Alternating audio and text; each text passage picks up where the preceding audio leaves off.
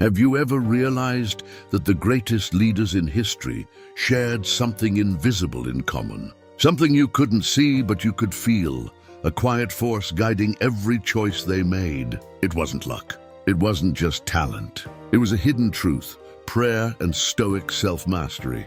Before we begin this deep reflection, I want to ask you something simple yet powerful. If this message connects with what you believe, if you feel that faith, wisdom and balance can transform lives, take a second and subscribe now. That way, this message can reach more people who, like you, are seeking purpose, peace, and strength within. Now, close your eyes for a moment. Take a deep breath and walk with me. We live in a world where everyone wants to be heard, but few are willing to listen. Where everyone wants to act, but few understand the value of waiting. People confuse speed with progress, noise with strength, and emotion with truth. Yet the greatest leaders learned something rare. Real power isn't about ruling others, it's about ruling yourself. Marcus Aurelius once wrote, "You have control over your mind, not external events." When you realize this, you'll find strength. That's the essence of Stoicism. And when it's united with prayer, it becomes something unbreakable. It's the perfect harmony between silence and faith, between discipline and surrender. Prayer is the moment when a leader lays down his armor before God. It's when he admits that even in his strength, he's still dependent on something greater. That's where pride fades and purpose is reborn. Prayer isn't about asking for an easier life. It's about asking for the wisdom to face life with courage. It's about seeking light when everything feels dark.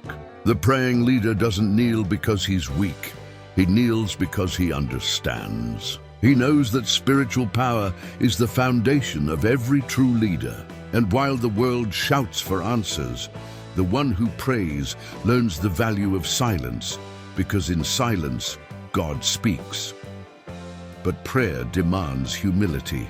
It means recognizing that you don't know everything, that you can't control everything, and that you need guidance. Many people confuse prayer with superstition, like it's a ritual to get what they want. But the true power of prayer isn't in changing the outcome, it's in changing the person who prays. Prayer shapes your character, clears your intentions, and organizes your heart. When you pray consistently, your perspective begins to shift. What once irritated you now teaches you.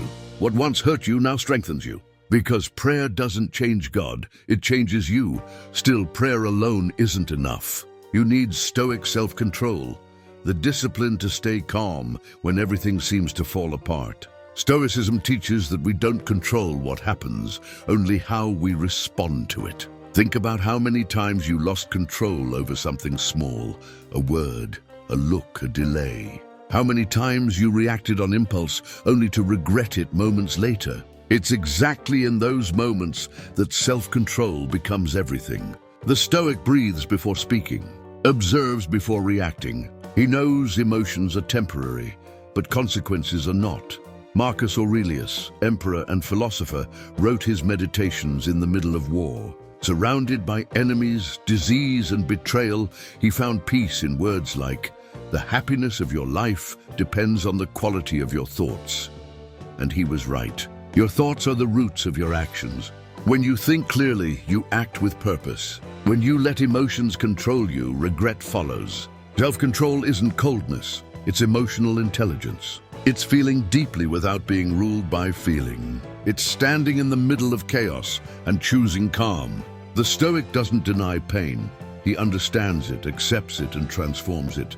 Now imagine combining the strength of self-control with the power of prayer. Prayer lifts you upward. Stoicism grounds you.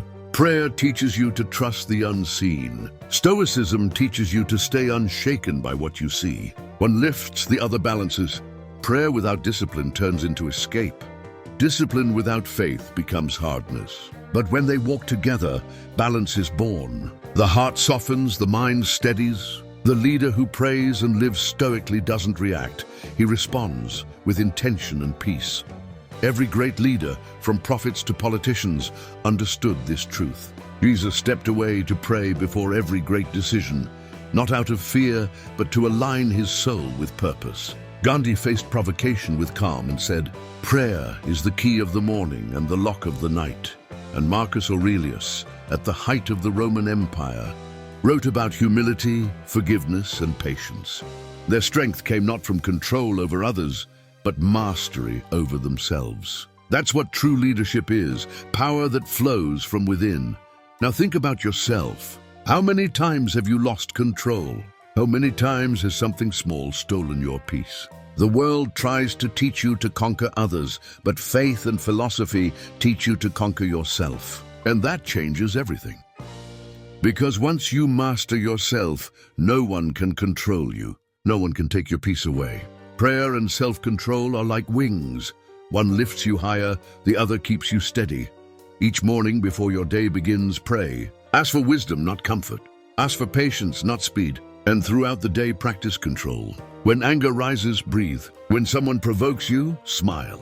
When life feels heavy, remember it's not the weight that breaks you, but the way you carry it. Both the Stoic and the believer understand. Pain is inevitable, but despair is optional. True leadership is born when faith meets reason. The praying leader doesn't fear what he can't change. The Stoic leader doesn't complain. He reflects. He sees challenges as opportunities to grow stronger. That's what separates the great from the ordinary. They don't run from pain. They rise through it. Now imagine the person you could become if you lived this way every day. Someone who stays calm in confusion. Someone who makes choices with clarity and peace. Someone who inspires others just by being centered. That's the kind of leader the world needs. And that leader begins within you. The greatest leaders weren't born ready. They were shaped by pain, by silence, and by faith. They stumbled, doubted, and fell, but they never stopped seeking balance. Because those who speak with God learn to trust His timing. And those who master themselves know that the right moment is always now. Prayer is surrender. Self-control is practice. Together, they create the rarest strength there is, the strength to remain calm in the storm. So let this message stay with you. Pray before you react. Breathe before you respond. Be silent before you decide. And when the world tries to steal your calm, remember, the control you're looking for is already within you. God dwells in peace, and in peace, answers come. If this message touched your heart, share it with someone who needs to hear it today. Leave a like and subscribe to keep receiving reflections like this one. And as this video ends, make this prayer your own. Lord, teach me to manage my emotions, to act with wisdom, and to stay firm in my purpose, even when the world tries to shake my peace. May I not be ruled by emotion, but guided by reason rooted in faith. And may my inner calm be the greatest proof of your presence in me.